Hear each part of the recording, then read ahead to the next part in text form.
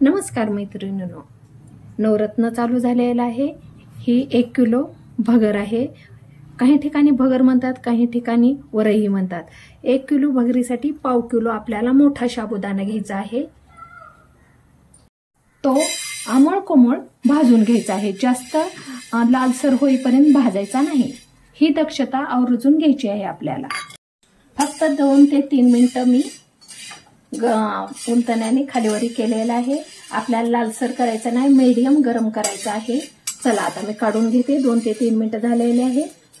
हे सारण मी भगरीवर घालत आहे, पण आपल्याला साबुदाणा थंड झाल्यास दळून आणायचा आहे। गिरणीहून दळून आणू शकता तुम्ही, किंवा मिक्सरच्या बारीक भांड्यात दळून घेऊ शकता। फाईन अशी मी छोट्या गिरणीहून पीठ दळून आणलेलं आहे। तर चला आता आपण भाकरी करून पाहूया। कोमट पाणी करून घेतलेलं आहे। एक नॅपकिन मी खाली घातलेला आहे आणि एक प्लेट घेतलेली आहे, आणि अशा प्रकारे मी पीठ घेत आहे भगरीचं। आणि अगदी थोडंसं आपल्याला मीठ घालायचं आहे, थोडंसं मीठ घालायचं आहे। ज्वारीचं पीठ आपण ज्या प्रकारे मळून घेतो त्या प्रकारे आपल्याला हे पीठ मळून घ्यायचं आहे। अगदी थोडं थोडं पाणी घालायचं आहे, अजिबात गडबड करायची नाही, अगदी हलक्या हाताने, कारण हे पीठ चिकट असतं। थोडं थोडं घालायचं आहे,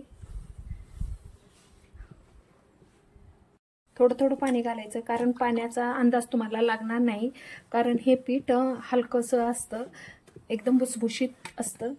तर पाहू शकता अगदी 2 मिनिटात गरम पाणी घातल्यामुळे मस्त अशी एक जीव आपली भाकर होते, चिरत नाही किंवा उचलताना तुटत नाही। त्यामुळे आपल्याला शक्यतो कोमट पाणीच यूज करायचं आहे आणि मस्त असं मळून घ्यायचं आहे। अशा प्रकारे मळून झालेला आहे।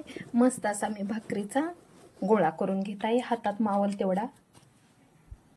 थोडंसं ज्वारीच्या भाकरीसारखंच पीठ टाकून घ्यायचं आहे आणि अगदी हलक्या हाताने आता थापून घ्यायचं आहे।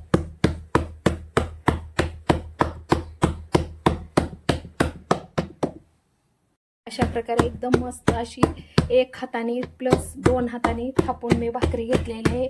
अतिशय पातळ अशी झालेली आहे, पाहू शकता। तर चला आता आपण तव्यावर घालूया। अशा प्रकारे एकदम इझी उचलता येते। अशा प्रकारे तव्यावर मी टाकून घेतलेली आहे। अगदी मोजकसं पाणी घालायचं आहे, आपल्याला लावायचं आहे परिपूर्ण पाणी, चोफेर पाणी लावून घ्यायचं आहे। अशा प्रकारे भाकरीवरचं पाणी सुटले की आपल्याला भाकरी उलटून घ्यायची आहे।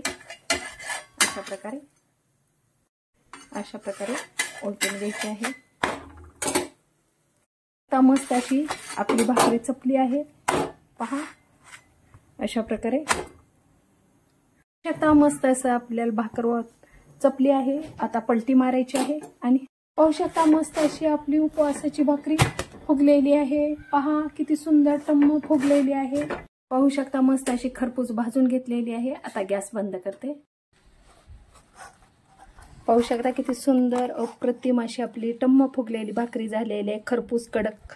तर चला मग मस्त अशी या रेसिपी तुम्ही करून पहा, आणि तुम्हाला ही रेसिपी केल्यानंतर काय अनुभव आला तो कमेंटमध्ये लिहून पाठवा। अशाच नवनवीन रेसिपीसोबत पुन्हा भेटूया।